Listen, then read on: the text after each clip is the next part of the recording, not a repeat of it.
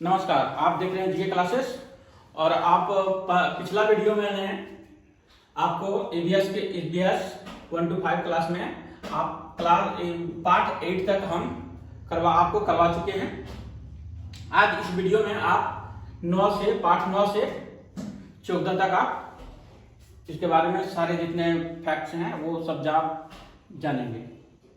तो ये 9वां पार्ट है बदलते परिवार। तो ये बदलते परिवार में हमारा जो परिवार होता है उसमें दिन प्रतिदिन किस प्रकार का समस्या आता है। किसी को बुखार होता है, बच्चा हॉस्पिटल में किसी का बच्चा हो रहा है, तो शादी में किसी को जाना है, शादी हो रहा है कहीं, ये सब मैंने तरह तरह का ये सब जो समस्या आती है उसमें बदलते परिवार में ये आपको बताया गया है। इससे इस चैप्टर में विशेष इसमें प्रश्न सीटेट के लिए कुछ आने वाले हैं नहीं।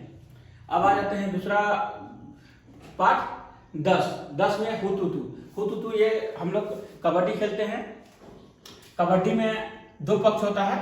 तो एक पक्ष में जो खिलाड़ी होता है, जैसे हम लोग लिखे कबड्डी, ठीक है, ये हम लोग लिखे कबड्डी करके हम लोग जाते हैं। तो कबड्डी में ये कबाड़ जहाँ है ना, ये कबाड़, इस कबाड़ को हटा दीजिए, ये कबाड़ को हम हटा देंगे। तो कबाड़ को हटा देने से आपको क्या बचा देखिए, ये देखिए। अब ये नंबर बोलिए, ये कौन सा संख्या बचा? कबाड़ को हटा दिए तो ये 7 बचा, ये 7। तो कबड्डी में प्लेयरों की संख्या कितनी होती है? ये 7। ये ट्रिक से आप याद रखेंगे। तो इसमें आप इस पाठ में एक जो खिलाड़ी भार उठाने वाली है महिला कर्नम मल्लेश्वरी, वह आंध्र प्रदेश से बिलोंग करती है। आंध्र प्रदेश का है।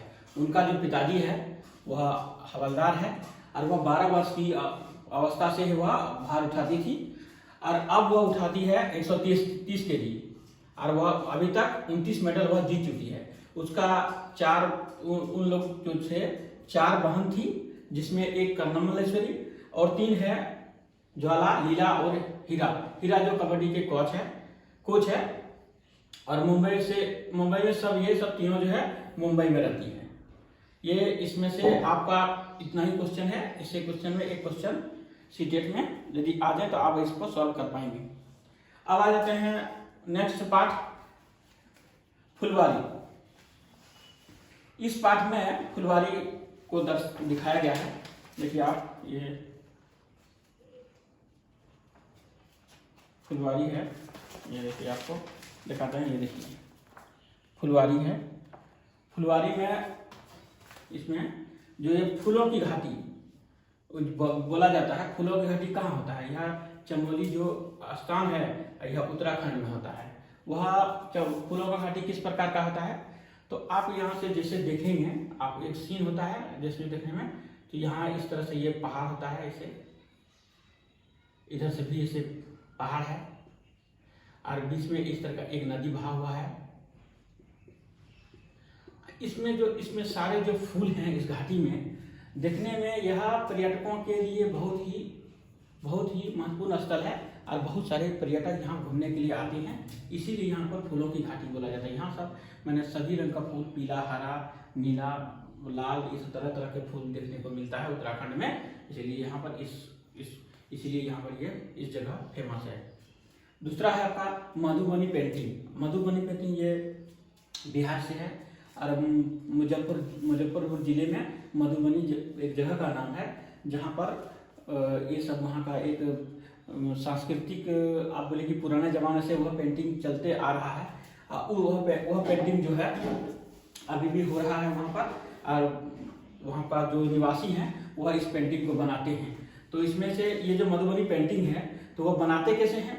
तो ये चावल का पाउडर से बनाते हैं। और चित्र क्या बनाते हैं? तो चित्र में ये मनुष्य, जानवर, फूल, पक्षी, मछली, पत्ता, पेड़, ये सब उसमें से बनाते हैं। लेकिन ये फूल और जो पेड़ जो चित्र में जो आप देख रहे हैं, यहाँ पर जो आपको दिखाया गया है, ये फूल में जैसे आप ये फूल बना दिए आपका, यहाँ ये फूल है आपका, ये पत्ता हो गया। तो ये आपका जो नीला रंग, हल्दी, फूल, पेड़ को बनाने के लिए ये हल्दी और नीला रंग ये सब भरने में इसका उपयोग करता है। वहाँ का जो मधुबनी में पेंटिंग होता है, ये सब भरने में इनका नील हल्दी से फूल पेड़ ये सब आदि का डिजाइन करने में उसका आवश्यकता होता है। ये चावल कुंडी में उसको मिला के ये मधुबनी पेंटिंग को बनाया जाता है। इस चैप्टर में इतना ही है। अब आते हैं नेक्स्ट चैप्टर 12, जिसमें आपको कैसे कैसे बदलते घर। इसमें बहुत कुछ इसमें जानने लायक है नहीं। ये एक है गाजी खान में अभी जो वर्तमान में जगह है वो पाकिस्तान में है। कहाँ है गाजी खान? वो पाकिस्तान है।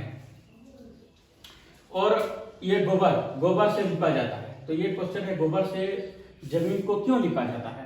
तो गोबर में जो जमीन में लिपा जाता है उससे दीमक नहीं लगता है और जमीन में जो है वो कीड़ा नहीं लगता, जिसके कारण से हम लोग मिट्टी में गोबर मिलाकर उसका लिपाई पोताई का उपयोग करते हैं। दूसरी बात है कि कुछ जो हम लोग घर बनाते समय जो छत बनाते हैं, जैसे कोठा बोलते हैं, छत में लकड़ी का उपयोग करते हैं और वह लकड़ी सड़ जाने से उसमें धूल गर्दा ये सब जो है बहुत सारा गिरने लगता है, जिसके कारण से लकड़ी खराब हो जाता है। तो इसमें नीम आप कीकर जो बिछाने से कीड़ा दीमक नहीं लगता है। अगर यदि उस छत को हम अगर लकड़ी का जो छत बनाते हैं, कोठा जिसको बोलते हैं, उसको यदि हम उपयोग करते हैं इस नीम और कीकर लकड़ी को बिछाने में, तो कीड़ा और दीमक यह लगता है नहीं।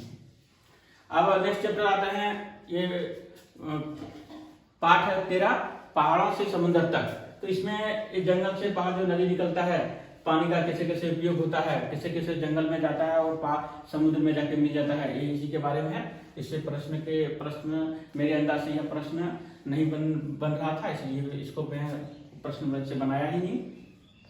अब आते हैं पाठ 14 में है बसवा का खेत। बसवा का खेत, इसमें आप कुछ शब्द देख रहे हैं, ये शब्द से क्या क्या इसका मीनिंग होता है ये आप जानेंगे। जैसे है कुरीगे, ये कुरीगे क्या चीज है? तो ये कुरीगे जो है हल है, हल चलाने में जो है उस कहानी में दिखाया है कि मेरा पिताजी जो है कुरीगे चला रहे थे और प्याज के जो बीज है उसमें चला रहे थे। उसका बालक का मन हो रहा था कि हम भी बीज को डालें, लेकिन वह बीज को डालने से बोला कि अभी मैं उतना बड़ा नहीं हुआ हूँ, जिसके कारण से मैं इस काम को मैं कर नहीं सकता। तो उसका चाचा चाची माँ पिताजी मिलकर वो प्याज का खेती जो है करते हैं, ये बसवा का खेत इसमें।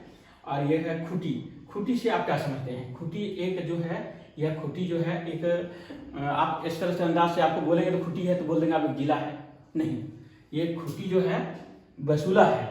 ये एक तरह का जो हम लोग लकड़ी उकड़ी काटने में बसूला का उपयोग करते हैं ना, तो वह मिट्टी का जो खेत में ढेला हो जाता था, तो ये खूटी का उपयोग उससे क्या करता था, उसको मिट्टी को तोड़ने का काम करता था ये खूटी, इसलिए खूटी का बसूला होता है। ये इस तरह आकार का होता है, ये यहाँ से ये होता है और यहाँ पर ऐसे करके ऐसे यहाँ से बना रहता है, ये बसूला तरह का ये आकार होता है। ये इसको बोलते हैं खूटी। इलिगे क्या है?